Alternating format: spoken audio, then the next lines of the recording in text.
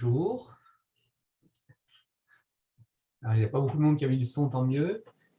Mais Bonjour. il est l'heure, on est 6 pour le moment. Je pense que les autres vont se rallier bientôt. Mais comme je disais tout à l'heure, lors de cette première connexion d'essai, il faut qu'on n'ait fini pas trop tard quand même. Et on a quand même pas mal de présentations à faire. Si Harry est d'accord, on va peut-être commencer. On laissera les autres arriver en route. Je ne sais pas ce qu'elle en pense. Tout à fait, on peut commencer. On y va? D'accord.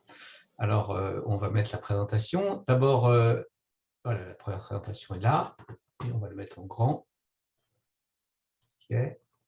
Voilà. Je ne sais pas si on peut revenir un peu là-dessus. Bon, je ne sais pas si vous voyez bien les choses. C'est bon pour tout le monde? Hilary, j'attends la réponse.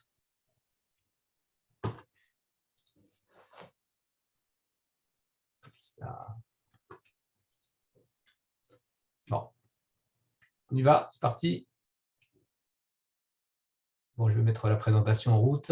Voilà, normalement, c'est comme ça. Est-ce que c'est bon pour tout le monde? Est-ce qu'Hilary, tu m'entends? Ça n'a pas d'être le cas. Alors, on va partager l'écran comme ça. Voilà. Est-ce que c'est bon? Alors, Hilary, je n'ai pas le son, donc j'espère que ça l'est. Voilà, bon. Écoutez, on va commencer. C'est bon, très bien. Alors, bonjour à tous et merci aux invitants.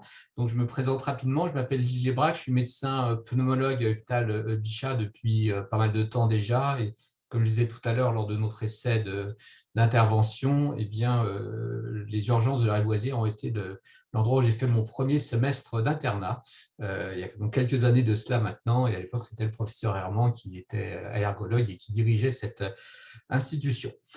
On a un assez large programme, il y a 5 interventions et on m'a demandé d'intervenir sur les 2 premiers éléments. Le thème global, c'est asthme aigu grave versus décompensation de BPCO, avec quelques éléments de différence qu'on va voir, notamment dans la prise en charge, même si on peut se douter que la prise en charge est parfois assez similaire dans les 2 situations.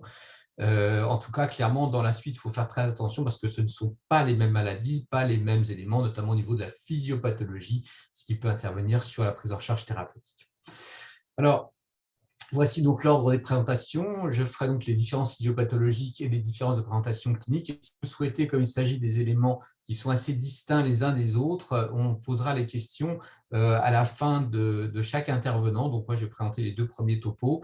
Et puis, après, vous interviendrez et on donnera la parole ensuite à Hilary Minka dans le cadre des différences de prise en charge thérapeutique médicamenteuse. Puis, ce sera le docteur Mrad qui nous parlera de la ventilation non invasive dans les asthmes aigus graves. Et enfin, le docteur Pépin Le Haller nous parlera de savoir quand intuber un asthme aigu grave, ce qui n'est pas une situation très confortable. Alors, en ce qui concerne l'asthme aigu grave et les éléments, quelques éléments de définition avant tout, il s'agit de pathologies qui ont pas mal de points communs entre elles, y compris au niveau physiopathologique. Donc, je vous ai mis ici des définitions qui sont officielles et qui sont celles qui sont, à mon avis, les plus récentes, issues soit du GINA, soit du GOLD, qui sont les éléments de référence au niveau des définitions internationales. Donc, l'asthme est une maladie hétérogène caractérisée par une inflammation chronique des voies aériennes qui associe des symptômes respiratoires, sifflement, dyspnée, pression thoracique, toux, variable en intensité dans le temps. Ce qui est en rouge, c'est ce qui est variable vis-à-vis de la BPCO d'ailleurs, et qui est associé à une limitation des débits expiratoires qui est également variable. La BPCO, quant à elle, est définie par des symptômes persistants qui sont à peu près les mêmes, bien que la pression thoracique soit un peu plus rare, et s'y associent des anomalies de structure pulmonaire, anomalie des voies aériennes qui est responsable de bronchite, parfois chronique, qui n'est pas obligatoire, et emphysème qui donc correspond à une destruction distale des structures pulmonaires. Ceci s'associe à une altération de la fonction respiratoire qui n'est pas totalement réversible en général et une combinaison de ces éléments suffisante, mais il y a toujours une altération de la fonction respiratoire qui n'est pas toujours enregistrable dans l'asthme comme on le verra. Dans le cas de la BPCO, ces anomalies sont habituellement dues à des expositions à des particules, à des gaz nocifs, mais clairement, il existe des influences de facteurs individuels, car ne fait pas une BPCO qui veut. Et d'ailleurs, il y a des BPCO qui ne sont pas tabagiques, donc méfiez-vous aussi de ces BPCO chez les non-fumeurs, ça existe. Les deux éléments aussi communs, enfin des éléments communs aux deux pathologies, c'est des épisodes aigus très symptomatiques qui peuvent mettre en jeu le pronostic vital. Donc l'aspect aigu grave d'une part, l'exacerbation sévère de BPCO. Et donc ces deux types d'épisodes aigus, eh bien, pour l'aspect aigu grave, c'est une obstruction bronchique sévère qui peut mettre le pronostic vital en jeu à court terme. Et quant aux exacerbations de BPCO, eh bien, elles sont variables dans les définitions, en tout cas de leur gravité. C'est une modification des symptômes, une aggravation de symptômes qui dure plus de 2 jours et qui est considérée comme sévère quand elle nécessite un passage aux urgences et une hospitalisation dans un tableau d'insuffisance respiratoire aiguë habituelle. Donc, c'est quelque chose qui va justifier de toute façon une modification du traitement, mais parfois de façon relativement simple. Alors, les différences physiopathologiques, eh bien, ça mène toujours à mettre des tableaux un peu compliqués, donc je ne vais pas trop m'étendre dessus, mais sachez en tout cas que la grande différence qu'il y a globalement, et je pense que c'est des éléments qui devraient être pris en compte dans la définition même de ces pathologies à plus tard, mais ce qui n'est pas encore reconnu dans les classifications internationales, eh bien, c'est que dans l'aspect aigu grave, généralement, c'est la bronchoconstriction qui est l'élément le plus important. Et vous voyez qu'à l'occasion d'une stimulation par des allergènes, des virus ou autres de ces types bronchiques, eh bien, vous allez avoir une stimulation des cellules dendritiques que je vous ai entourées ici, qui vont elles-mêmes recruter un certain nombre de cellules pro-inflammatoires et notamment qui vont intervenir via quelques molécules au niveau des polynucléaires éosinophiles. Il y a des éléments aussi indirects qui vont intervenir par le biais de chibokines comme les interleukines 3 et 5. Et puis, on va avoir également une mise en route de certaines autres cellules, des mastocytes, des lymphocytes de type TH2. Et tout ça va aboutir à la libération de certaines interleukines, puis d'histamine, et finalement à une bronchoconstriction au niveau des muscles lisses péribronchiques distaux. Alors, ça, c'est la part bronchoconstriction, l'élément le plus explosif de la réaction. Et à côté de ça, vous avez une part d'inflammation qui est par la voie de type TH1 qu'on va retrouver dans le cadre des exacerbations de BPCO. Et là encore, par le biais des cellules dendritiques, on va avoir une certaine stimulation de certains autres lymphocytes de type TH1 qui vont recruter des neutrophiles et qui vont intervenir au niveau de l'inflammation péribronchiolaire. Et vous avez des interactions entre ces voies TH1 et TH2. Alors, dans le cas de la physiopathologie des BPCO, c'est encore un peu plus large, donc on ne va pas s'embêter à noter tous ces tableaux. Ce que je voudrais simplement faire remarquer, c'est que dans cette complexité, vous voyez, là, il s'agit d'un article assez récent, une mise au point assez récente, eh bien, on a un peu d'autres éléments qui interviennent, non pas des allergies, mais quand même beaucoup de toxiques inhalés. Je vous ai mis le tabac, mais ce n'est pas le seul. Le cannabis est de plus en plus mis en cause à l'heure actuelle, sur le long terme en tout cas. Et vous avez des cascades d'inflammation qui vont avoir lieu et qui vont faire intervenir d'autres cellules, donc des polynucléaires neutrophiles qu'on a pu voir, des cellules lymphocytaires de type TH1, des cellules natulaculaires, également des lymphocytes, des TH17, des fibroblastes. Et ces éléments vont avoir un impact non seulement au niveau de la bronchoconstriction, de l'inflammation, mais également d'un remaniement cellulaire, d'un remaniement tissulaire, avec le risque inconstant, mais fréquent, d'avoir de l'emphysème, donc des destructions irréversibles au niveau du tissu pulmonaire, s'associant parfois avec la fibrose, mais la fibrose n'est pas extensive, ce n'est pas une fibrose pulmonaire primitive, même si les associations existent, une pathologie rare. Au cours des exacerbations des PCO, eh bien, on était un peu vite, eh bien, on a la mise en route d'autres cellules de type TH2, comme on a pu le voir avec l'asthme, aussi des éosinophiles, aussi de l'interleukine 5. Et donc, on comprend que le profil physiopathologique est assez proche finalement dans les exacerbations. Alors, le mécanisme de l'obstruction distale dans un BPCO, eh bien, il est multiple. Vous avez ici un schéma d'une petite bronchiole normale avec la lumière qui est relativement importante. Et puis, dans la bronchite chronique, notamment en cas d'exacerbation, vous avez une augmentation du nombre et de la sécrétion des glandes à mucus des cellules des bronchites ici. Et puis, vous avez également des phénomènes inflammatoires qui vont rendre compte de l'augmentation de cette paroi. Et ceci va s'associer à des ruptures liées à l'emphysème de ce qui sous-tend les alvéoles, et vous avez un effondrement sur lui-même, sur elle-même de cette bronchiole. Et donc, vous voyez que la lumière que l'on a schématiquement est évidemment beaucoup plus réduite que quand les patients sont en état normal.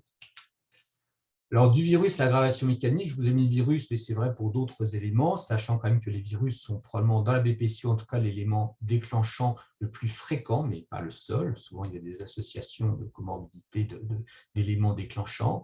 En tout cas, les infections virales et cellules épithéliales, que ce soit dans l'asthme ou dans la bronchite, vont entraîner des sécrétions à partir de cellules épithéliales d'un certain nombre de substances, interleukines, endothéline, qui vont recruter des cellules qui vont être attirées par chémoclasme, un certain nombre de cellules, donc cellules lymphocytaires, macrophages, neutrophiles, parfois eosinophiles dans le cadre de phénomènes allergiques qu'on a pu voir. Et vous avez à côté de ça des phénomènes de bronchoconstriction, de vasoconstriction et des phénomènes qui vont dépasser les phénomènes pulmonaires avec une inflammation systémique, et il est clair qu'on a un risque d'aggravation des comorbidités au décours d'exacerbation, notamment de la BPCO. Alors, ces cellules vont elles-mêmes avoir un rôle toxique avec des sécrétions d'autres éléments. Donc, les élastases qui vont favoriser la production de mucus et donc une augmentation de la toux et de l'expectoration, notamment de la coloration de l'expectoration, qui peut être liée à une infection bactérienne, mais qui est très souvent liée simplement à des cellules de type polynucléaire neutrophile altérées. Vous avez un remodelage inflammatoire qui va favoriser la perte de fonction respiratoire, et ça, quand les éléments exacerbation se répètent, eh bien, ce remodelage est encore plus important.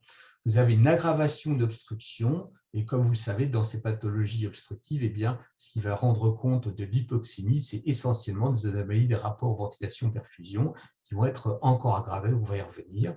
Et puis au niveau inflammatoire général, eh bien, vous allez aggraver les comorbidités, mais également rendre compte de la cachexie, en tant que de l'épuisement de certains patients. Alors, de l'aggravation mécanique au retentissement clinique, eh bien, cette aggravation d'obstruction que l'on note au cours des épisodes aigus va limiter le flux expiratoire, va aggraver la distension dynamique de ces patients. La distension thoracique est l'élément le plus ennuyeux au niveau du ressenti, de la dyspnée et de la polypnée de ces patients. Vous allez entraîner également une augmentation réflexe de l'activité centrale qui va favoriser la polypnée, et vous allez avoir, du fait de ces limitations du flux expiratoire, des anomalies d'échange gazeux qui vont être encore plus importants, avec bien sûr des hypoxémies, mais des risques d'épuisement respiratoire et d'acidose hypercapnique, qui est, vous le savez, en tout cas dans le cadre de l'asthme, un signe de gravité important. D'autres effets, eh bien, des effets au niveau musculaire avec une augmentation de la charge mécanique avec des risques d'aboutir à un épuisement respiratoire, et puis il y a des effets cardiovasculaires avec donc classiquement le pouls paradoxal, mais qui maintenant est de moins en moins souvent recherché, mais qui est un bon petit signe de gravité, retentissement épidémique, et puis donc des modifications au niveau hémodynamique. Alors, cette obstruction, je vous l'ai dit, était source d'hypoxémie, essentiellement par le biais de ce qu'on appelle l'effet Shunt. Et donc, pour les plus jeunes d'entre vous, eh bien, l'effet Shunt, c'est quoi? Eh bien, c'est tout simplement des alvéoles ici qui sont normalement qui sont bien alimentés en air, eh bien, qui vont se retrouver non alimentés en air, de sorte que le sang veineux qui arrive ici ne sera pas rechargé en oxygène et va venir polluer le retour veineux vers les structures cardiaques gauches. Et puis, vous avez un cercle vicieux qui va avoir lieu, puisque cette hypoxémie artérielle va se propager, je dirais, par la circulation vers le système artériel, va se retrouver face à une augmentation de la demande d'oxygène au niveau cellulaire, notamment au niveau musculaire, de sorte que la désaturation va être encore plus importante et que le sang veineux mêlé qui arrive va être encore plus désoxygéné que d'habitude, et on rentre donc dans un nouveau cercle vicieux qui va entretenir cette hypoxémie. Alors, pour en conclure sur les éléments physiopathologiques, quelques éléments de comparaison. Vous voyez que classiquement, eh bien, l'asthme est une pathologie obstructive dans laquelle vous avez des allergènes, parfois des toxiques autres ou des éléments infectieux qui vont entraîner via les cellules dendritiques, des recrutements de certaines cellules, notamment les monocytes, les eosinophiles, des CD4, et qui est source de bronchoconstriction. Et dans la BPCO, eh bien, l'obstruction est irréversible avec d'autres cellules qui sont en cause et qui vont rendre compte de destruction alvéolaire et d'un remaniement des voies aériennes distales. Voilà. Alors ça, c'était le gros élément, un peu, c'est pas toujours très drôle à comprendre. La présentation clinique, eh bien, elle est parfois assez évidente de faire la différence entre un asthme aigu grave et une exacerbation de BPCO, mais ce n'est pas toujours le cas. Alors, pourquoi? Parce qu'il y a probablement entre ces deux pathologies une continuité qui a fait décrire depuis plusieurs années ce qu'on appelle les ACOS, ou en français, c'est-à-dire les Aspen CPD Overlap Syndrome, qui sont en fait un mélange des deux. Et c'est quelque chose qui peut être un peu difficile à comprendre et qui peut être perturbant, donc de sorte que les derniers éléments de Gold 2021 disent, donc les référents de la BPCO, disent attention, ce ne sont pas les maladies, les ACOS, c'est peut-être un peu perturbant pour tous, mais c'est vrai que de temps en temps, on n'arrive pas à différencier, que ce soit par la clinique ou même sur d'autres examens, les deux pathologies l'une de l'autre. Mais il y a quand même un certain nombre de tableaux qui peuvent être assez évidents à distinguer. Alors d'abord, l'élément essentiel, c'est le terrain de survenue. Quand vous avez quelqu'un qui arrive aux urgences en vous disant qu'il a 20 ans, des antécédents atopiques familiaux et personnels, et qui vous dit c'est encore une crise d'asthme, généralement, il ne se trompe pas beaucoup. Quand vous avez quelqu'un qui a 65 ans, grand fumeur, et qui vous dit « ah, j'ai de l'asthme », ça, c'est un peu plus difficile à comprendre. D'abord, c'est possible, mais ce n'est pas toujours le cas, puisque quand vous faites des interviews dans la rue pour savoir ce qu'est une BPCO, ben, vous allez voir que la population ne sait pas ce que c'est. En général, ils ont des réponses assez rigolotes, une banque populaire probablement, ou quelque chose comme ça. Donc, la BPCO, ce n'est pas connu, alors que l'asthme l'est. Donc, beaucoup de gens qui ont des troubles ventilatoires obstructifs, ou simplement qui ont une insuffisance respiratoire vont dire « j'ai de l'asthme », en fait, souvent, c'est la BPCO, donc méfiance. Donc, le terrain, bien sûr, est un élément important. L'interrogatoire peut vous aider. Quand on vous dit « je suis allergique à plein de choses », ça aide un peu. Si j'avais fumé, ça vous aide encore plus.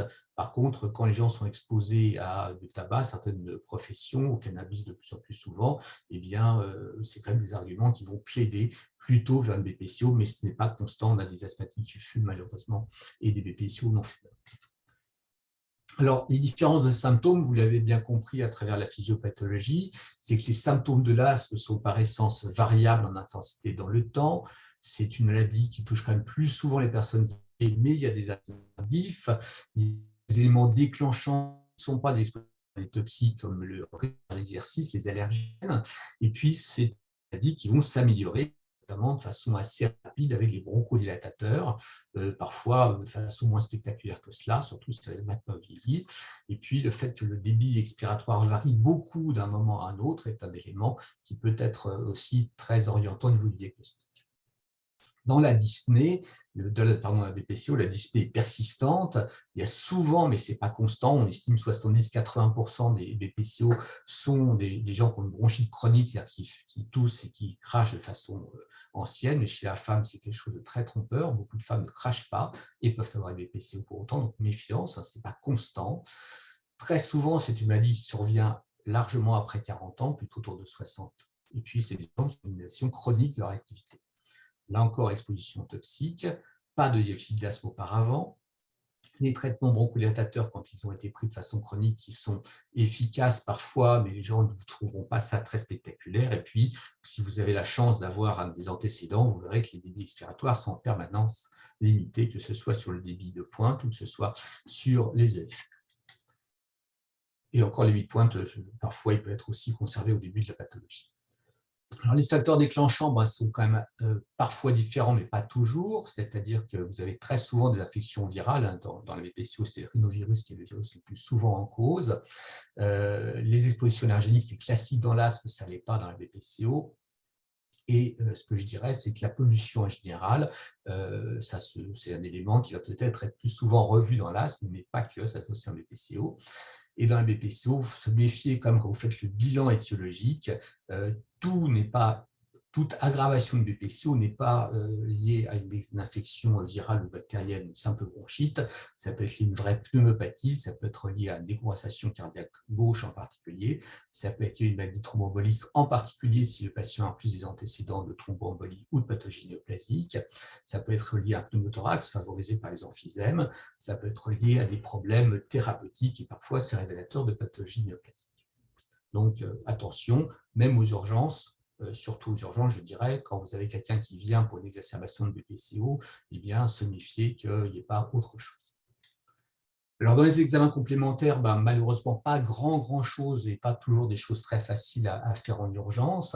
Alors, l'hyperactivité bronchique, on ne la fait pas en phase aiguë, on peut la rechercher quand on a un doute sur la réalité d'une obstruction bronchique, notamment dans le cas d'exposition professionnelle. L'épreuve pharmacologique de réversibilité, c'est des choses très classiques, mais là encore, c'est des choses qu'on ne fait pas en urgence. C'est-à-dire que classiquement, si vous avez la chance d'avoir quelqu'un qui a un dossier dans lequel on a des épreuves respiratoires, eh bien, si vous avez un test de réversibilité après la prise de bronchodilatateur, eh bien, vous allez gagner en théorie plus de 200 litres de la valeur initiale et plus de 12% de la valeur théorique.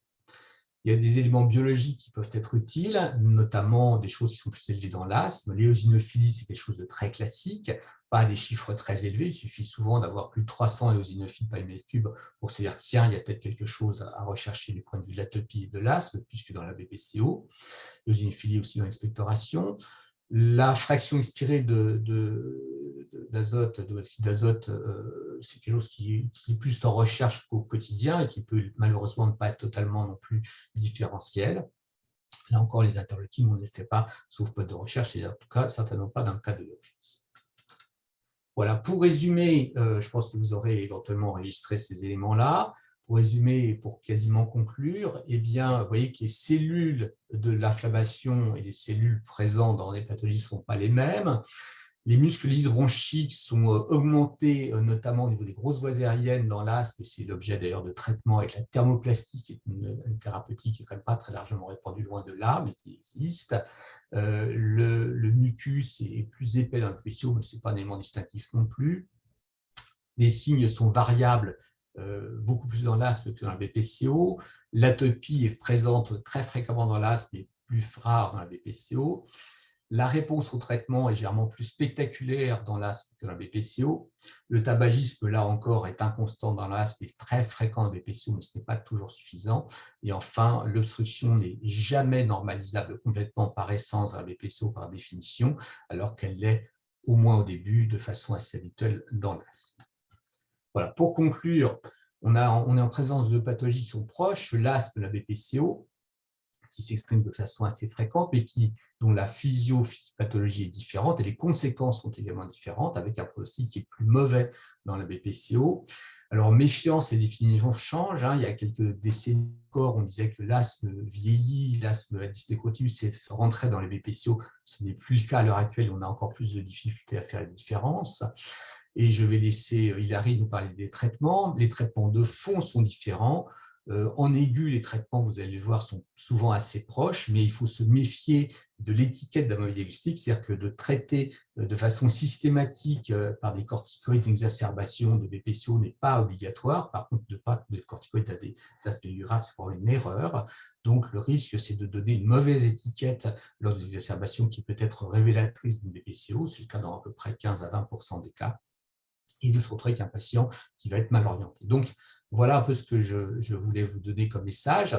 Et puis, je vais vous laisser poser les questions avant de rendre la main à Hilary, qui va donc vous parler des traitements médicamenteux de ces épisodes. Et en tout cas, je vous remercie de votre attention et je suis là pour votre écoute. Avez-vous des questions?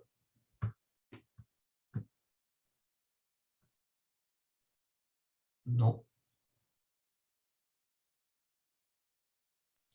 Moi, j'avais une question sur les patients qui rassemblent les caractéristiques, parce que là aussi, il y a une production dans la littérature qui rassemble à la fois les caractéristiques d'asthme et de BPCO en même temps.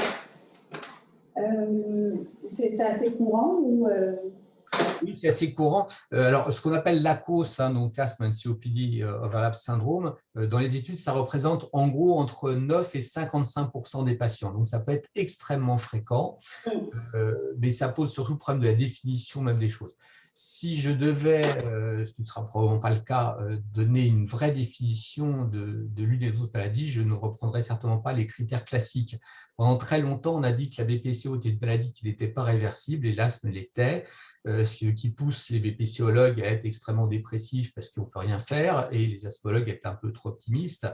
Et ça, je pense que c'était valable à l'époque où on ne disposait pas de marqueurs plus spécifiques que maintenant. Et je crois vraiment qu'à terme, on arrivera à définir ces maladies, de mon point de vue, ce n'est pas officiel, de mon point de vue, comme une maladie eosinophile avec une réversibilité parce qu'on a des anti-inflammatoires qui marchent sur cette voie TH2 dans le cas de l'asthme, et par une inflammation essentiellement de type TH1 qui, pour le moment, manque de traitement dans la BPCO. Mais attention, vous avez pu voir sur les diapos qui sont les cibles thérapeutiques, qu'on est en pleine recherche de nouvelles cibles dans la BPCO, et qu'on peut espérer qu'à terme, on dispose de traitements anti-inflammatoires efficaces dans la BPCO.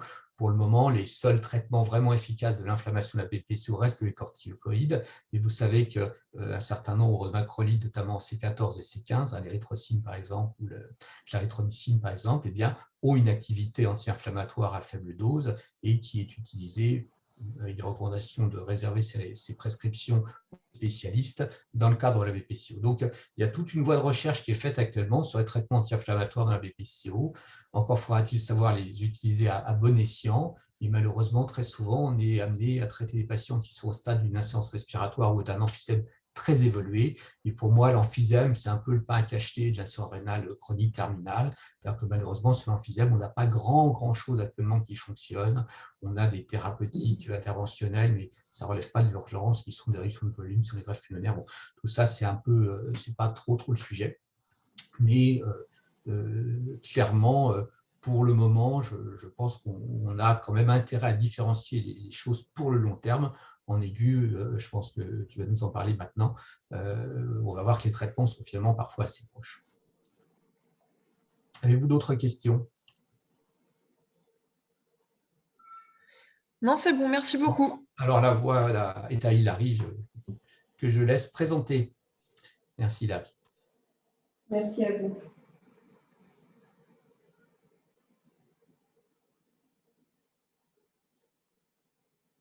Donc, je suis... Est-ce que vous voyez bien ce que je présente là? C'est excellent pour moi, on voit très bien. Très bien. Donc, je suis une des choses de clinique des urgences, et moi, je parlais en fait des différences de thérapeutique médicamenteuses. Là, déjà, pour vous donner en fait une idée, l'arsenal thérapeutique est très varié. On a des bronchodilatateurs, on a des corticoïdes, on a des antibiotiques du pas de la magnésium. On parle aussi un peu de l'optiflo et de la VNI que dans la BPC. Mon collègue, en fait, Emmanuel parlera après de la VNI dans l'asthme. Donc, dans la première partie, je vais parler de l'asthme, en fait. Et ce qui est intéressant dans ce sujet, c'est qu'on a beaucoup de travaux, de méta-analyses aussi de sociétés qui sont excellentes en termes de recommandations, comme la GINA pour l'asthme, encore la GOLF pour la BPCO, et c'est ça qui a servi à été ce travail. Donc, on va commencer par l'asthme. Là, c'est une première méta-analyse en fait qui a comparé la combinaison de bêta-2-mimétique aux anticholinergiques comparée à l'administration de bêta-2-mimétique seule en utilisation pour les patients qui se présentent aux urgences pour les exacerbations aiguës d'asthme. Et on voit là que les patients qui reçoivent le traitement combiné ont moins de risque d'hospitalisation. On a 65 hospitalisations en moins sur 1000 chez les patients qui reçoivent ce traitement combiné. Par contre, on sait que quand on utilise ce traitement, on a souvent beaucoup plus d'effets secondaires, que ce soit la tachycardie, l'agitation et le tremblement. Ce qui est intéressant dans cette étude, c'est que ce bénéfice se voit essentiellement chez les patients qui ont une exacerbation aiguë sévère. On ne voit pas ce bénéfice chez les patients qui ont une exacerbation d'intensité légère ou alors modérée. Là, c'est une deuxième étude, plutôt recommandation de la GINA sur l'administration des corticoïdes. On voit que la GINA recommande pour les adultes des doses entre 40 et 50 mg par jour sur 5 à 7 jours. Il y a d'autres études, mais que je n'ai pas présentées ici, qui montrent que quand on administre en fait les anti-inflammatoires, notamment des corticoïdes dans l'asthme, on a une diminution de la fréquence des rechutes. On a aussi une réduction plus rapide de l'exacerbation.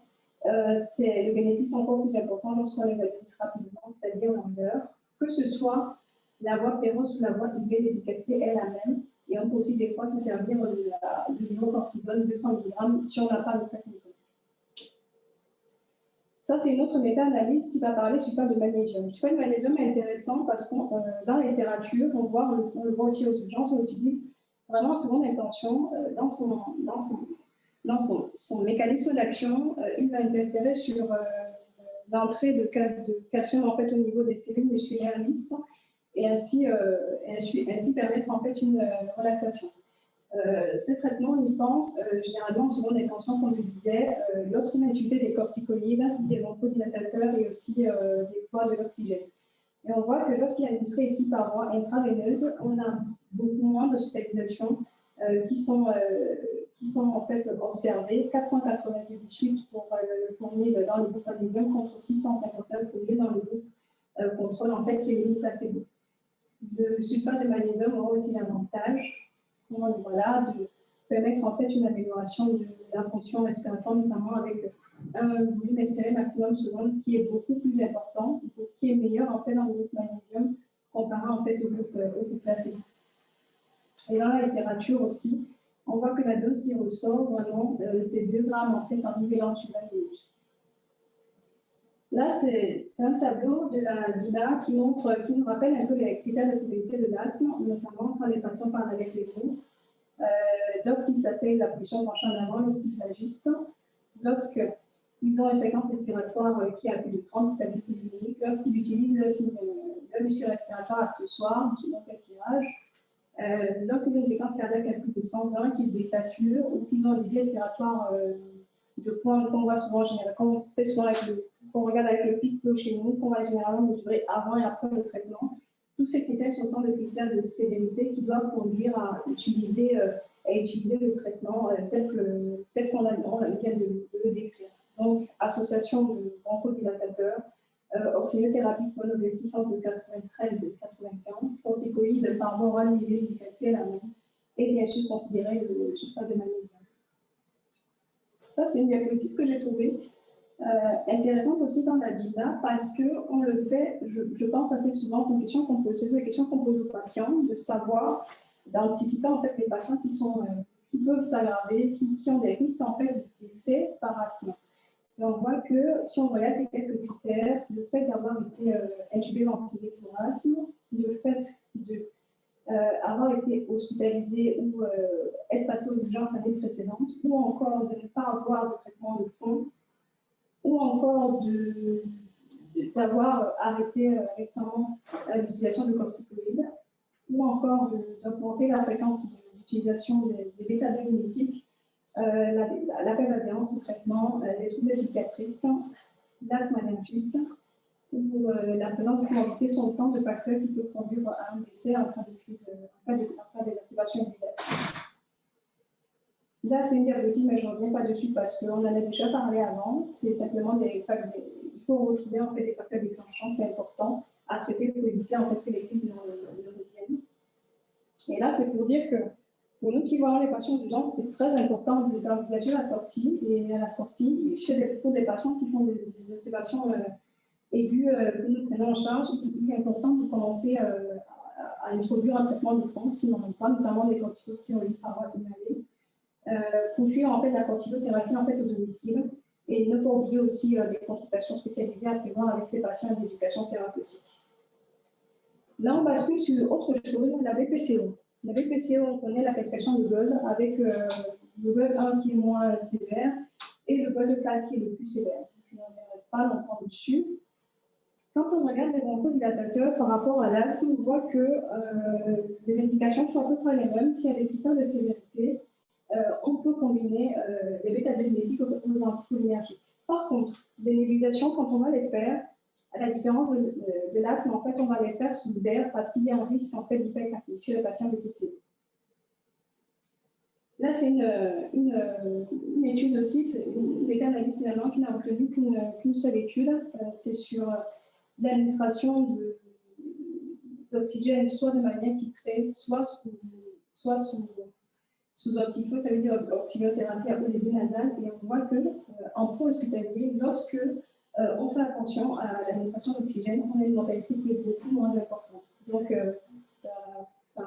ça soutient aussi les recommandations de la GOL qui sont chez les patients BPCO, l'objectif d'oxygénothérapie varie entre 88 et 92%, pas plus. Sinon, on a un risque d'hypercapnie. Là, c'est l'administration de corticoïdes chez les patients BPCO.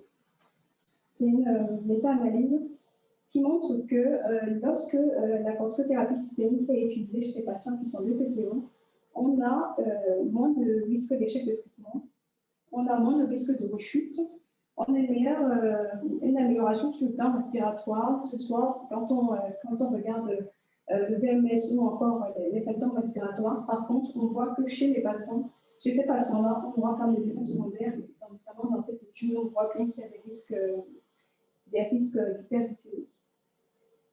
Là, c'est une autre diapositive pour dire que chez les patients qui reçoivent en fait la corticothérapie systémique et qui sont des PCO, on a une équivalence en fait que ce soit que l'administration se passe par voie intraveineuse ou qu'elle se passe en fait par voie orale, parce que là on voit qu'il y a une différence mais qui n'est pas significative.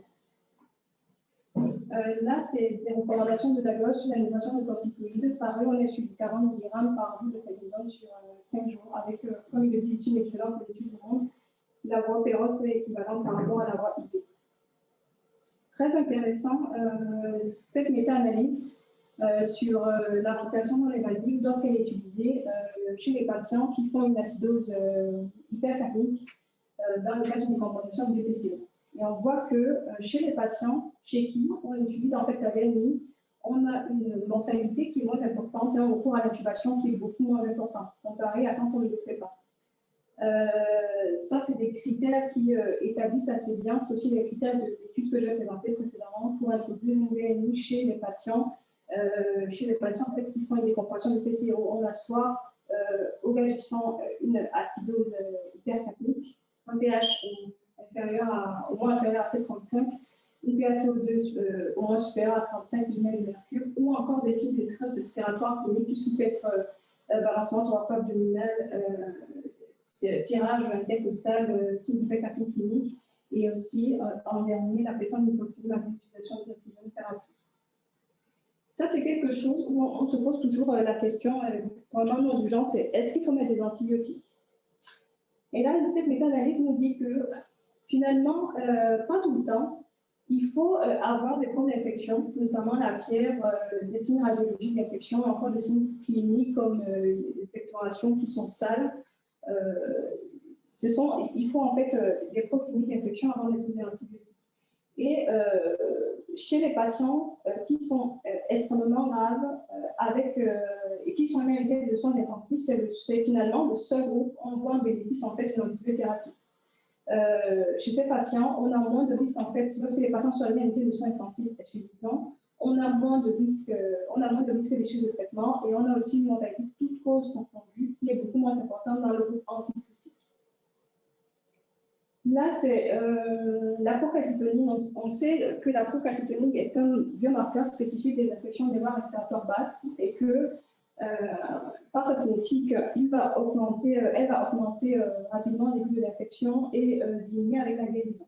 D'où le rationnel de cette méta-analyse qui dans un groupe elle utilisait l'algorithme en fait, de PCT pour introduire des antibiotiques et dans l'autre, en fait, pas cet algorithme. Sachant que probablement qu'une des limites de cette étude, c'est qu'on a un peu de tout. On a les exacerbations, on a les affections d'asthme, de PCO, on a des bronchites, des sinusites, on a vraiment un peu de tout, pas seulement des vraies infections respiratoires basses. Et on se rend compte que lorsque cet algorithme est utilisé pour introduire dans le type de service vitamine PCT qui encourage, on voit une réduction de la mortalité des patients. On voit aussi moins de jours d'exposition aux antibiotiques. On gagne quand même 2,4 jours en moins sur l'administration des antibiotiques, ce qui est pas mal quand même pour l'écologie de service. Et là, on en a déjà parlé, dont je ne reviendrai pas, c'est effectivement un peu ces patients qui rassemblent les caractéristiques de l'asthme et de la BPCO en même temps. Donc, pour finir, les bêta-2-agonistes, les bêta-2-mimétiques, c'est-à-dire les salbutamol, sont un médecin de manière systématique en mobilisation. Les anticholinergiques ne sont associés que s'il y a des critères de sécurité. Les nébulisations de bronchodilatateurs se font sous oxygène pour l'asthme, sous air que le patient BPCO passe un risque de PKI. L'objectif d'oxygénothérapie n'est pas le même. Là, on est sur pour l'adulte entre 93 et 95%, pour le BPCO entre 88 et 92%. Les corticoïdes, on est sur des doses de 40 à 50 mg par jour, 5-7 jours pour l'asthme, et sur des doses de 40 mg par jour, pas plus de 5 jours pour les BPCO. Le sulfate de magnésium, 2 grammes en évaluant sur 20 minutes en cas d'échec, bien sûr, envisageant en seconde intention, en cas d'échec de toutes les thérapeutiques précédentes. L'antibiothérapie, que si on a des signes d'infection dans les deux cas, est guidée par la PCP. On a regardé, on voit que l'utilisation de type chez les patients BPCO, notamment en post-hospitalier, comme on l'a montré dans l'étude, est délétère. Il faut préférer une titration d'oxygène. La VNI est très importante dans la décompensation du BPCO, avec des critères kilomètres. Dans tous les cas, il faut traquer les facteurs déclenchants, il faut éliminer les agents différentiels, on en avait déjà parlé avant. Il faut faire de l'éducation thérapeutique à ces patients dans les deux cas. Il faut penser à introduire le traitement de fond et penser aussi à des consultations spécialisées. Deux choses qui ne figurent pas là, c'est la question de l'administration de bétadine mimétique par voie intraveineuse. Dans les recommandations de l'ASFA, ils disent qu'on le fait uniquement si on ne peut pas le faire par voie inhalée. Et dans ce cadre-là, on est sur des doses, en fait, on le fait en IVSE et sur des doses de 1 à 2 mg/h. Et la question de l'adrénaline, pareil, pas systématique, seulement quand on a un asthme libéral dans un contexte en fait, allergique, avec un choc anaphylactique. C'est des petites doses aussi de début, 0,5 mg/h en IVSE. Voilà, c'est bon pour moi.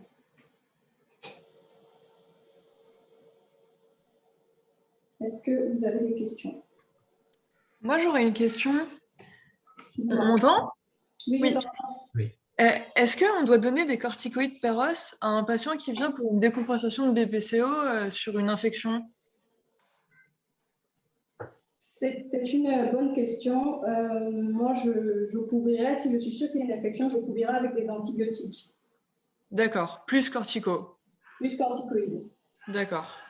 En règle générale, quand on a un doute sur un asthme, il n'y a pas de problème, il faut débuter une corticothérapie dans ces conditions-là. Si on est vraiment sûr d'avoir affaire à une BPCO, parce que les antécédents étaient là pour le dire, et qu'il y a des arguments assez costauds pour penser qu'il y a un phénomène infectieux, que ce soit une bronchite chronique, a fortiori une pneumopathie sur la radio, la corticothérapie n'est pas systématique. Par contre, c'est quelque chose qu'il faut revoir, une décompensation de BPCO, si vous ne la faites pas hospitaliser, il faut la réévaluer dans les 48 heures. Merci. Merci. Autre question? Oui, j'avais une petite question sur le sulfate de magnésium.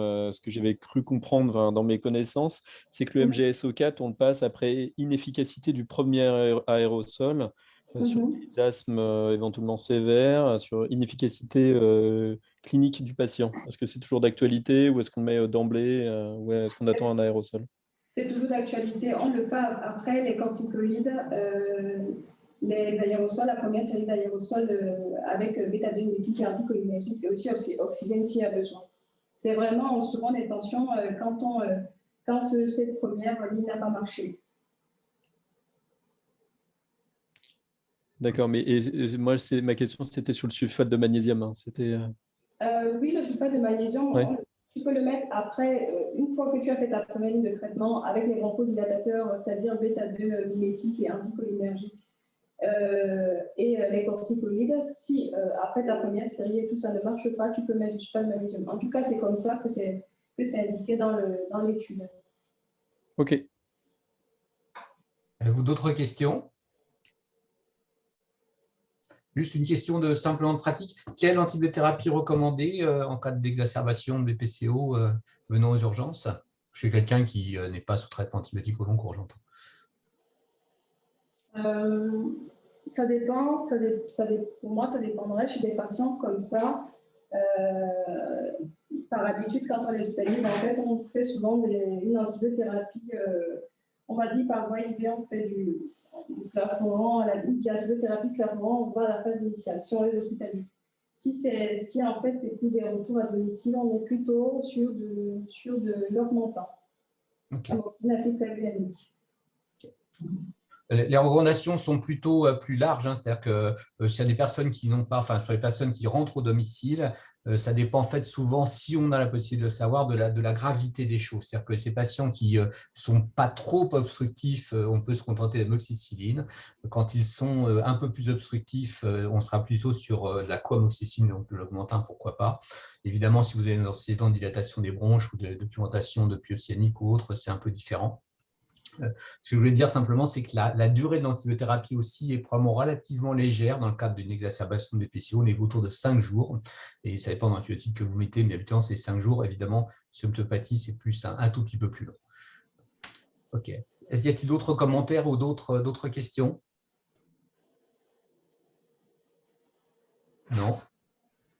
Bon, on va peut-être passer à la suite. Alors, je crois que c'est sur l'indication de la… Voilà, on va laisser la… Voilà, on va revenir, merci beaucoup. Donc, sur l'indication, la mise en place de la ventilation non invasive dans ces épisodes d'exacerbation de PCO ou d'asthme aigu grave. Voilà. Bonjour. Bonjour. Bonjour, merci de me donner l'occasion de parler d'un sujet de controverse médicale, c'est faut-il faire de la VNI en cas d'asthme aigu grave. Moi, je suis docteur Amrad, je suis un des médecins de la réanimation médicale à la Rivoisière, donc je me mets en mode diaporama. C'est bon pour vous? Vous m'entendez bien? On entend très bien, merci. Et le diaporama a l'air d'être bien lancé, merci. Bon, il m'a été demandé de parler de la place de la VNI dans l'asthme aigu grave, et je ne vais pas parler de la BPCO. Bon, c'est un sujet de controverse classique. Voilà. Donc, je vais parler successivement de l'intérêt physiopathologique ou pas de mettre de la VNI en cas d'asthme aigu grave, de ce que disent les études, de ce que disent les recommandations et après de ce qu'on peut faire de façon pratico-pratique. Donc, je commence un peu par le rationnel physiopathologique et comme ça a été dit, en fait, il y a une différence sur la physiopathologie de l'asthme et de la BPCO qui fait que l'asthme, c'est une maladie uniquement bronchique, alors que la BPCO, il y a une obstruction bronchique, bien sûr, mais aussi c'est une maladie des alvéoles et des septa interalvéolaires. Et ceci explique le fait que lorsqu'on a de l'obstruction bronchique, en cas de BPCO, la PEP intrinsèque et la PEP externe qu'on met par VNI s'opposent. Donc, c'est la figure de gauche. Par exemple, si un patient il a un BPCO, il a une PEP intrinsèque à 8 et une PEP externe à 5, donc le travail qui est demandé au diaphragme pour commencer à inspirer, c'est 8 moins 5, c'est moins 3. Donc, ce n'est pas beaucoup. Alors que dans l'asthme aigu grave, la PEP intrinsèque et la PEP externe qu'on met par la VNI, ils s'additionnent et c'est la figure de droite. Donc, si on est dans les mêmes conditions, donc ça veut dire si on a PEP intrinsèque à 8, une PEP externe à 5, donc la PEP totale, ça va être de 13 et on va demander au diaphragme de faire 13 cm d'eau de travail inspiratoire avant de commencer à mobiliser l'air. Et ça, c'est très, très important à connaître. Donc, les PEP intrinsèques et extrinsèques en cas de PPCO s'opposent, alors qu'en cas d'asthme aigu grave, ils se surajoutent. Et ça est expliqué par le fait que l'asthme aigu grave, c'est une maladie que bronchique, alors que le BPCO a une composante alvéolaire et des septa interalvéolaires. Donc, ça, c'est plutôt contre l'utilisation de la VNI et de la PEP, surtout en cas d'asthme aigu grave, mais il y a des effets bénéfiques de la PEP, même en cas d'asthme aigu grave, c'est que la PEP permet de limiter les inégalités ventilation et perfusion qui sont à l'origine, le mécanisme principal de l'hypoxémie, donc ça va lutter contre l'hypoxémie, et ça a un effet bronchodilatateur, que ce soit direct ou en limitant le bronchospasme induit par la métacholine et l'histamine. Voilà. Et en plus, le fait de mettre de l'aide inspiratoire, ça va baisser le travail respiratoire, ça va augmenter la ventilation alvéolaire et ça va baisser par conséquence la capnie. Mais aussi, donc, le fait, sur le plan théorique, le fait de réaliser des nébulisations directement via la VNI, ça pourrait améliorer la délivrance des bronchodilatateurs dans les petites voies aériennes. Donc, et l'efficacité serait beaucoup plus importante que l'administration simple des bronchodilatateurs par de l'oxygène et ou l'air comprimé. Donc voilà, donc il y a des arguments physiopathologiques qui sont contre l'utilisation de la VNI, surtout de la PEP dans l'asthme aigu grave. Il y a des arguments pour l'utilisation de la VNI dans l'asthme aigu grave. Voilà. Après, donc, vu qu'il y a un doute, il y a des arguments physiopathologiques pour et contre, donc on va voir qu'est-ce que les études cliniques ont dit. Donc, les études cliniques, donc d'abord, il y a des études rétrospectives avec un effectif relativement pas trop important, et les études rétrospectives, donc le seul truc qu'on peut en tirer, c'est qu'il n'y a pas de complications. En fait, c'est des études qui permettent l'étude des complications, et on voit que sur les études rétrospectives, il n'y avait pas de complications lorsqu'on utilisait la VNI dans l'asthme aigu grave par rapport à la ventilation mécanique ou par rapport à l'oxygénothérapie simple. Après, les études prospectives randomisées, c'est des études randomisées, donc le niveau de preuve est beaucoup plus important, et on voit que l'effectif aussi n'est pas très important, en général, donc, il y a des études qui sont intéressées qu'à l'asthme aigu grave, mais la majorité des études, c'était plutôt des patients qui ne sont pas très graves, avec des crises simples, voire modérées. Et les études, grosso modo, il y a une amélioration du VMS dans la majorité des études. Il n'y a pas de complications. Voilà, c'est tout ce qu'on montrait, mais il n'y a pas de différence sur la mortalité, ni sur les durées d'hospitalisation à l'hôpital, ni en réanimation. Après, donc, voilà, donc, après, on va voir les études qui se sont intéressées uniquement au fait d'administrer des bronchodilatateurs via VNI par rapport à l'oxygène classique. Donc, sur ces études, donc, la première étude, elle a montré une amélioration des débits. Il n'y a pas de complications. Mais sur la deuxième étude, qui avec un effectif plus restreint que 21 patients, mais qui était bien faite parce qu'elle a étudié par scintigraphie le dépôt des bronchodilatateurs dans les bronches. Et sur cette étude, clairement, il n'y a pas de différence entre le dépôt des bronchodilatateurs mesuré par scintigraphie.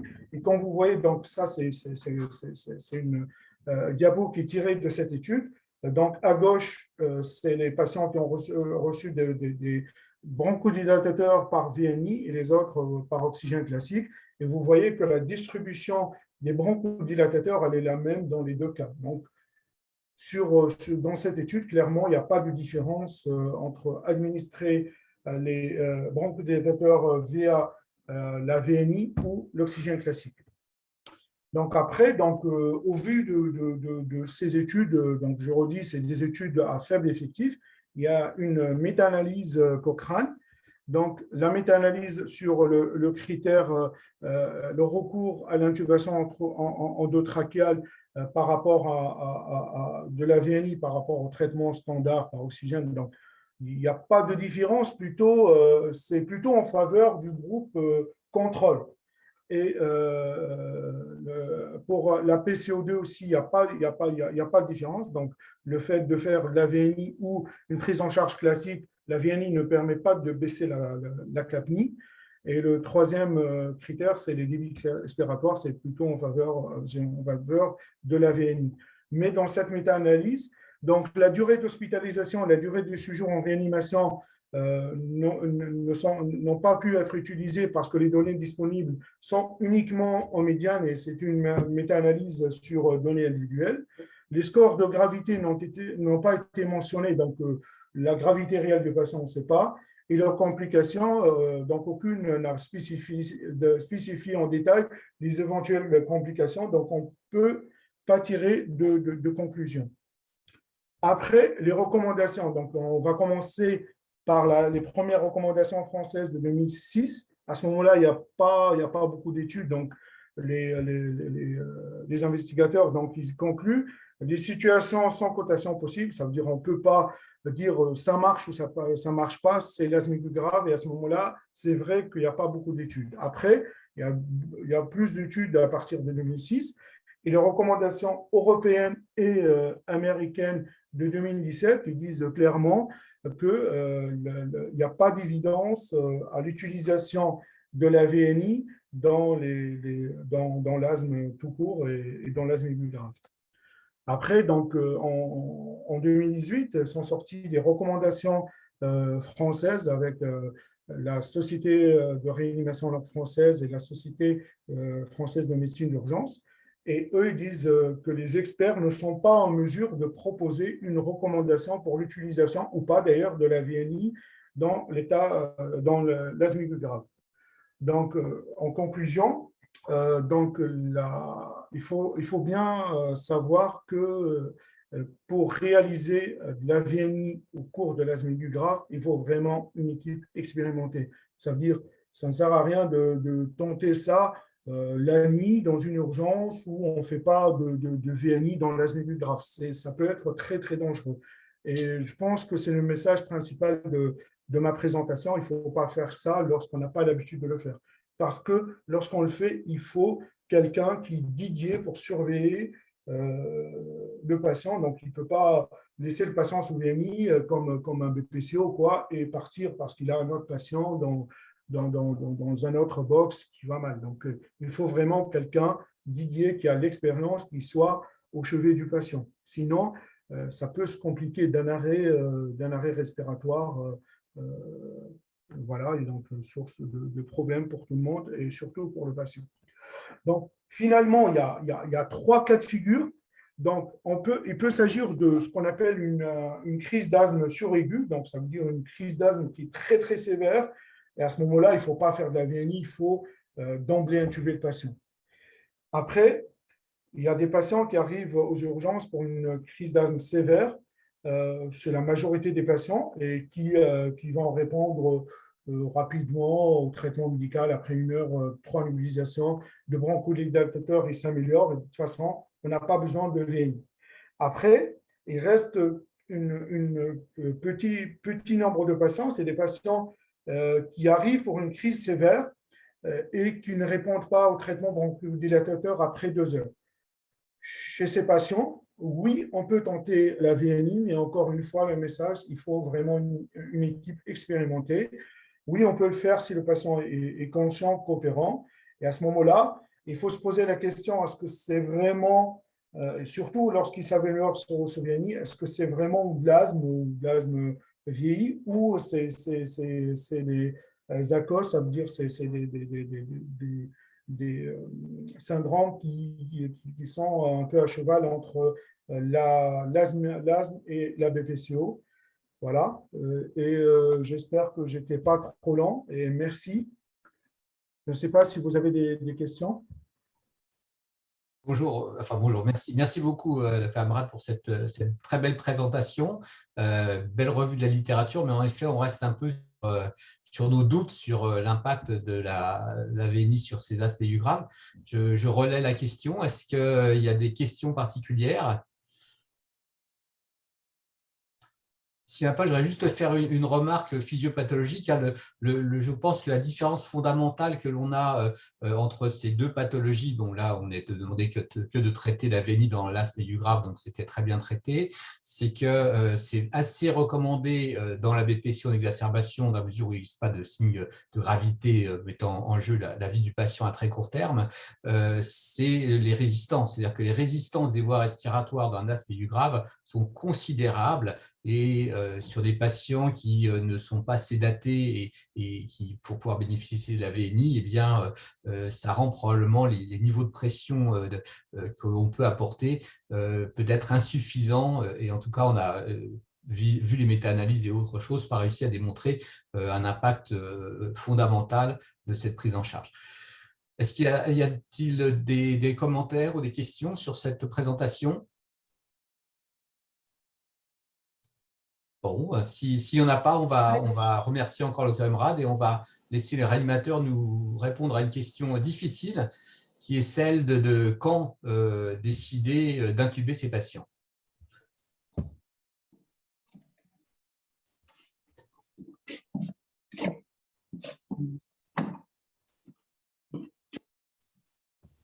Bonjour à tous, je ne sais pas si on voit bien la présentation, je suis Adrien Pépin-Le-Haller, je suis donc un chef de clinique du service de réamed et toxicologique à la Rivoisière. Et donc je vais, comme annoncé, discuter de l'asthme et de l'intubation. Bon, déjà, rapidement, pourquoi est-ce qu'on pourrait intuber un patient de base et a fortiori dans l'asthme? C'est pour les patients qui présentent une altération de l'état de conscience pour protéger les voies aériennes supérieures, pour assurer la ventilation et l'hématose et ou permettre une anesthésie générale. Les indications en urgence au sens large d'une intubation, donc les trousseurs de la conscience, on commence à voir déjà à partir de Glasgow 11, on se pose la question, Glasgow 8, on ne se la pose plus trop et on le fait. Pour une apnée ou un trouble du rythme ventilatoire, un patient qui est tellement épuisé qu'il ne respire plus, on n'a plus le temps d'essayer autre chose, il faut intuber. Et s'il a une fréquence respiratoire catastrophique, en général supérieure à 40, on se pose également la question.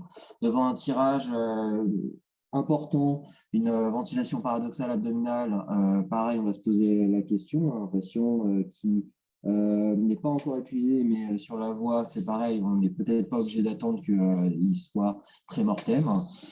Et puis, il peut y avoir aussi des causes hémodynamiques avec un état de choc associé ou des troubles du rythme cardiaque qui peuvent être mal supportés.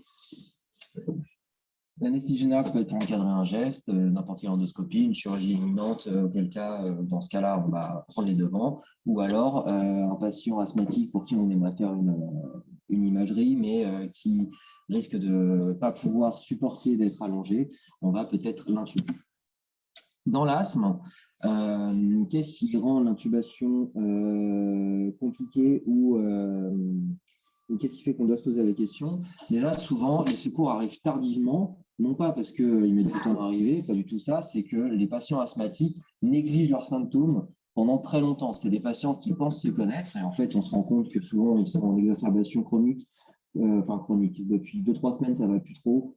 Et finalement, ils attendent d'être au bout du rouleau pour vraiment appeler.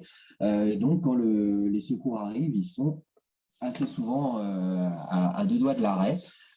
Et puis, on peut aussi avoir le problème d'une biologie qui est souvent rassurante, hein, où on fait une gazométrie et initialement, ils ont une gazométrie qui va sembler normale. Voilà. Donc, spécifiquement dans l'asthme, quand est-ce qu'on va penser à l'intubation? Eh bien, en fait, il n'y a pas grand-chose de vraiment spécifique. Si l'épuisement respiratoire ou détresse respiratoire majeure, un patient qui, pareil, commence à présenter une hypopnée, eh bien, on ne peut plus attendre, on ne peut pas se poser la question de faire des séries et des séries d'aérosols.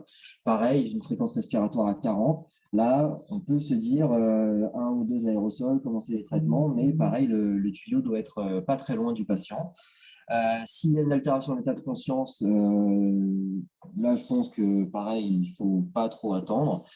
À la clinique, ce qui peut être évocateur d'une intubation imminente, c'est le silence auscultatoire, qui traduit que l'air ne passe plus du tout dans les bronches jusqu'aux alvéoles.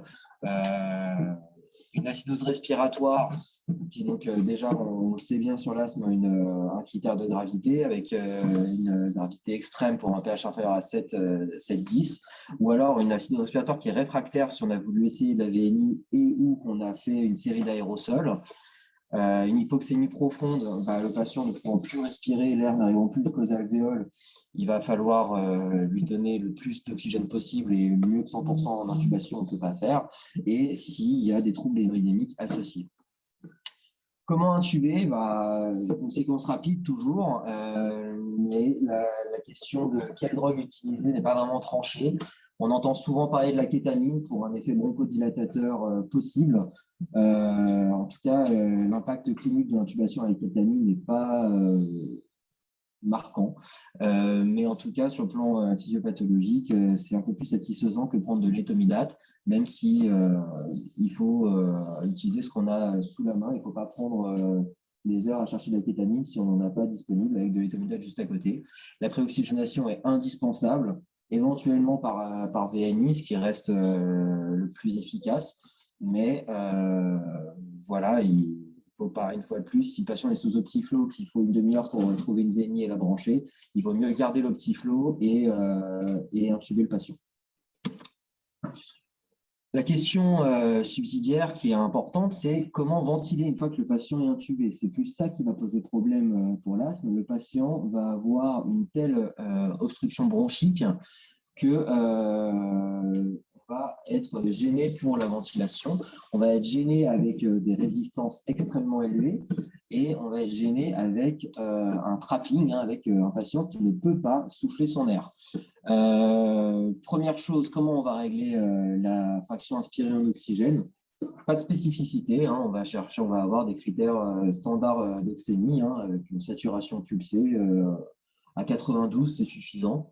L'hypercapnie va être permissive avec un objectif de pH quand même à 7-10, mais globalement, on va assez peu regarder, une fois de plus. L'hypercapnie, ça inquiète que l'oxémie, ça tue. On va surtout se baser sur l'oxémie, tant pis si on n'arrive pas à corriger la capnie. Pour avoir cette hypercapnie permissive, qu'est-ce que ça va dire? On va avoir des fréquences respiratoires modérées, c'est-à-dire 15, ça peut suffire largement. Un volume courant à 6 ml/kg de poids idéal jusqu'à 8 ml/kg. Mais comme toutes les études se font de plus en plus avec 6 ml/kg de poids idéal, eh bien, on va rester sur 6 ml/kg. Un haut débit inspiratoire. Et en fait, tout ça, qu'est-ce que ça va faire? Ça va faire que on va avoir le temps inspiratoire le plus court possible et donc un temps expiratoire le plus long possible pour que le patient ait le plus de temps pour expirer et trapper le moins possible d'air dans les alvéoles et avoir la PEP intrinsèque la plus basse possible. Les objectifs de pression de plateau vont être standards, en général 30, parfois sur des patients qui vont être catastrophiques, on va tolérer 35, mais voilà, il faut rester, je pense, sur des normes classiques. La PEP, beaucoup ont tendance à mettre une PEP à 0. C'est pas forcément la meilleure idée si c'est bien toléré de mettre une petite PEP entre 2 et 5. Pourquoi? Parce que même s'il y a de l'auto-PEP, c'est-à-dire de l'air trappé et donc des zones qui peuvent être surdistendues, cette auto-PEP, elle est inhomogène. Et donc, on va avoir des zones surdistendues et des zones complètement collabées. Or, comme on l'a vu, le problème de l'intubation, c'est vraiment assurer l'oxémie. Aussi, il faut, je pense, favoriser le recrutement et mettre une PEP modérée, mais une PEP quand même.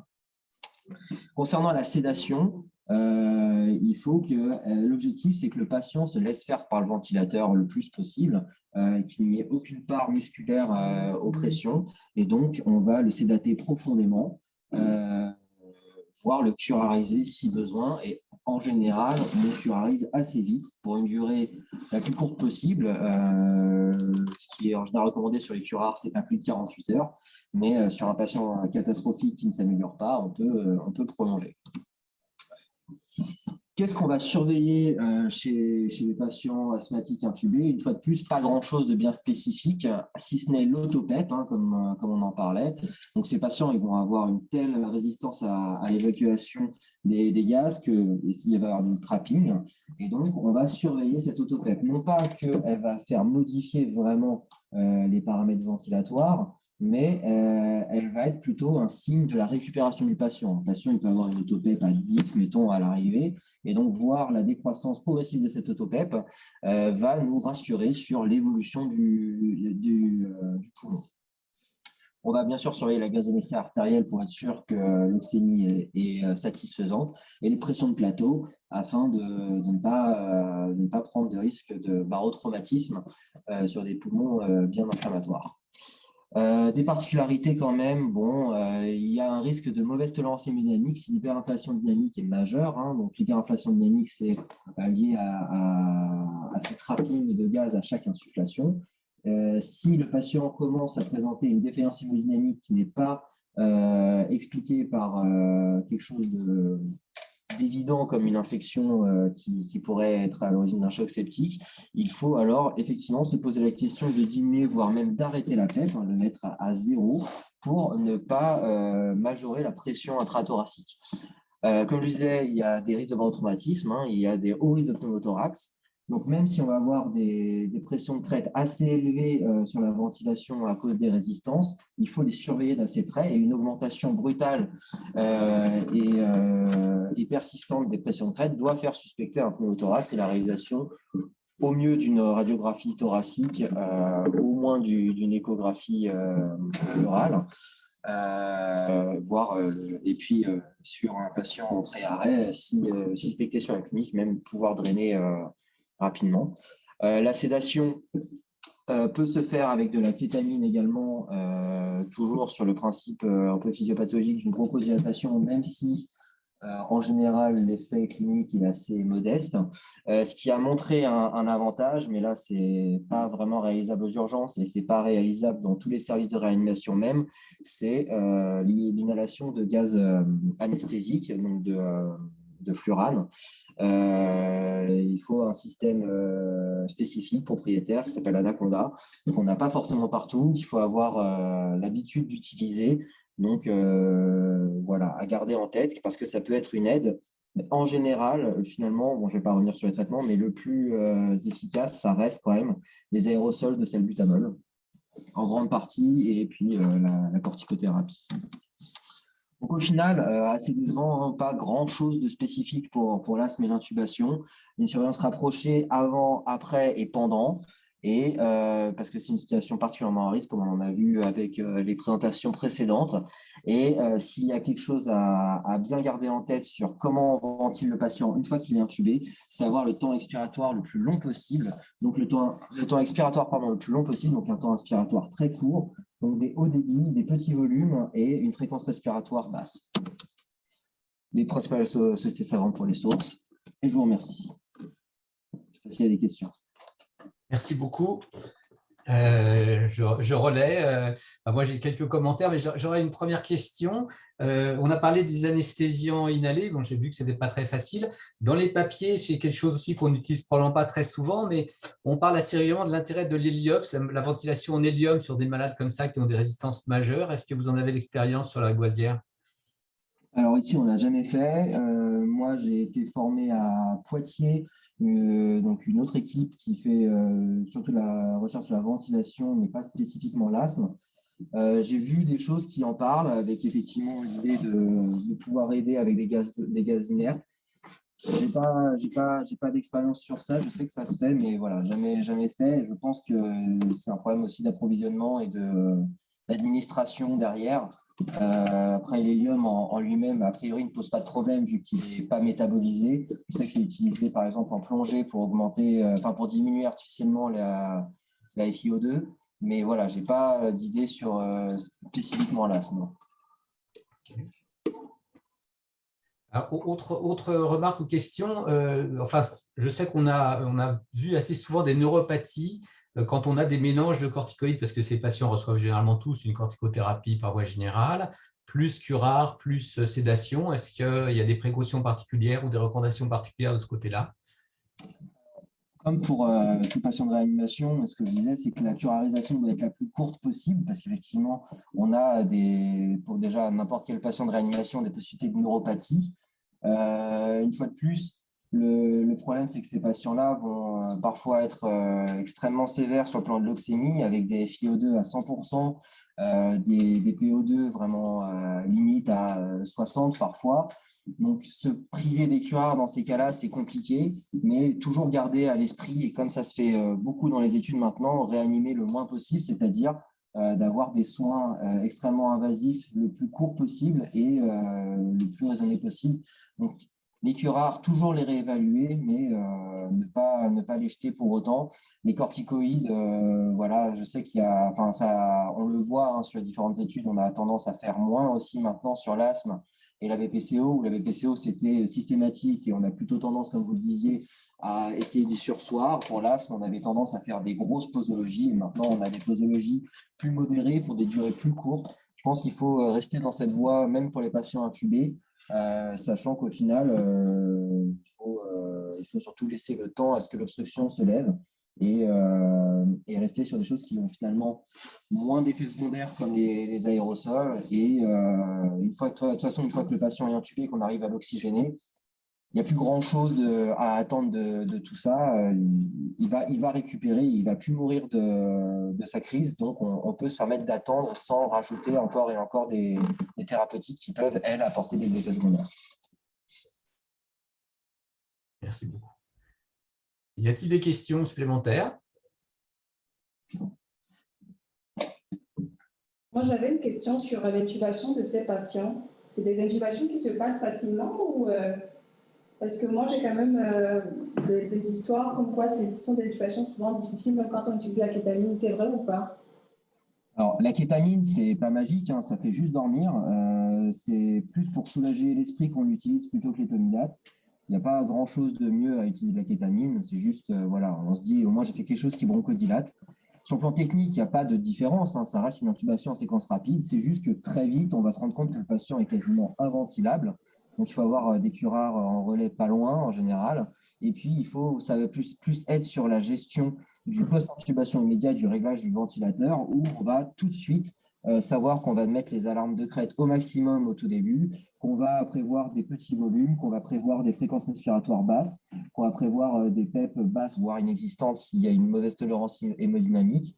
C'est plus sur ça où ça va être compliqué. Là où ça va être compliqué aussi, c'est que c'est un patient qui n'aura pas de réserve, c'est-à-dire qu'il est déjà en bout de course, s'il commence à désaturer, c'est qu'il n'arrive plus du tout à ventiler ses alvéoles, et donc au moment de la curarisation, la saturation va s'effondrer, et donc c'est l'exemple presque suprême d'intubation difficile sur le plan respiratoire, où le patient n'a pas de réserve du tout.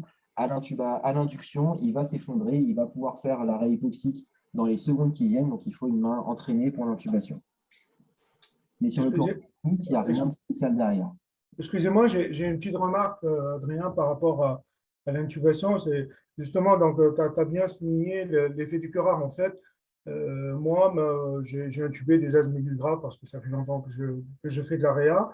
Après, donc, il y a deux remarques. En fait, la sonde d'intubation, il faut qu'elle soit de grand calibre, surtout pour les hommes. Il faut qu'elle soit au minimum 8, et pour les femmes, au minimum de 7,5, voire s'ils sont une corpulence importante, ça va être 8 aussi. Donc, jamais avec des sondes numéro 7. Et après, ce que tu as bien souligné, Adrien, c'est les curares. En fait, ce qu'on peut faire, c'est qu'on peut utiliser une induction en séquence rapide avec de la célocurine, la demi-vie de la célocurine aux alentours de 5 minutes. Après dès que l'effet de la curarisation est levé par la célocurine, on se trouve avec un patient non ventilable. Donc, moi, à mon sens, il vaut mieux utiliser le ROCU qui donne une demi-vie aux alentours entre 30 et 45 minutes, le temps de préparer un relais par des curares. Il faut surtout utiliser des curares au moins initialement. C'est surtout ça. Il ne faut pas que le patient, à un certain moment, se trouve décurarisé parce qu'à ce moment-là, on va se trouver devant des difficultés énormes avec des risques de barotraumatisme majeur. Je suis assez d'accord. Après, moi, c'est vrai que j'ai tendance à utiliser du rocuronium pour tout le monde, mais c'est vrai que l'intérêt par rapport à la célo, c'est le côté d'avoir un bon quart d'heure de curarisation derrière pour pouvoir justement introduire les relais. Le diamètre de sonde, j'ai envie de dire, c'est à garder à l'esprit aussi pour les patients en général. C'est vrai que là, comme on va déjà avoir des problèmes de pression, effectivement, d'avoir le moins de résistance possible sur l'interface, c'est important d'y penser. Ouais, je suis assez d'accord avec les remarques. Ouais. Et merci à vous deux. Merci également. Je vais laisser Hilary conclure peut-être. En tout cas, moi, je voulais Je voulais vous remercier à nouveau de votre gentillesse et de m'avoir invité à ce staff. Toujours très intéressant. On voit quand même qu'il y a des progrès qui sont faits dans la ventilation de ce type de malade. Je confirme, pour avoir fait quand même pas mal d'années de réanimation, et notamment à Foch puis à Beaujon, que c'est l'intubation des malades en asthme aigu grave, c'est quand même pas toujours le plus drôle, parce que c'est les patients jeunes qui se débattent énormément, et quand ils se débattent plus, c'est pas très bon signe. On n'a pas beaucoup de temps pour intervenir. Et après, on a des résistances absolument majeures.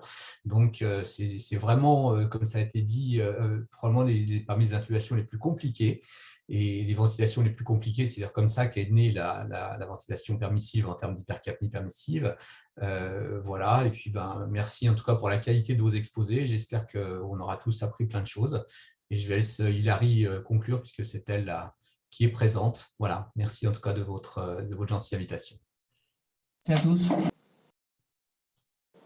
Vous avez déjà tellement bien conclu. Merci à tous pour ces belles présentations. J'ai tellement appris et j'espère qu'on pourra se revoir pour d'autres présentations et d'autres travaux de recherche aussi approfondis que ceux-ci. Merci vraiment à tous.